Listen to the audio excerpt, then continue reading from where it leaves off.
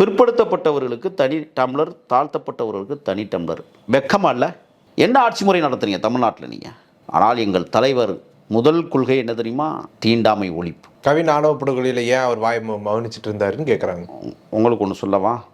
பிறப்புக்கும் எல்லா உயிருக்கும். நாங்கள் அதை முடிவுக்கு கொண்டு வரணும்னு நினைக்கிறோம். தொடரக்கூடாதுன்னு நாங்கள் சொல்கிறோம். சரி, ஆட்சிக்கு வந்து தான் நீங்கள் எல்லாத்தையுமே முடிவு கொண்டு வருவீங்களா? ஆட்சியில் இல்லாதப்பவே நாங்கள் உச்சநீதிமன்றத்தில் வழக்கு போட்டிருக்கோம்.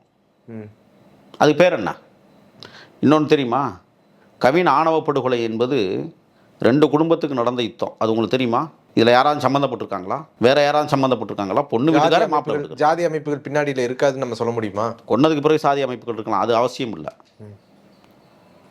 அங்கே கொல்லப்படுகிற போது அந்த பையனுடைய அப்பாவும் அம்மாவும் அங்கே தான் நின்றுருக்காங்க. ஏன் அந்த அம்மாவை கைது பண்ணலை இன்னைக்கு வர?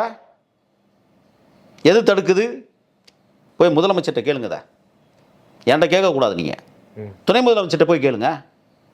கவின் ஆணவ படுகொலைக்கு ஏன் வாய் திறக்கலைன்னு போய் கேளுங்க. அவரை ஏன் அவங்க வீட்டுக்கு போகலன்னு கேளுங்க. எங்களை பார்த்து கேட்டுக்கிட்டு இருக்கிறீங்க நீங்கள்.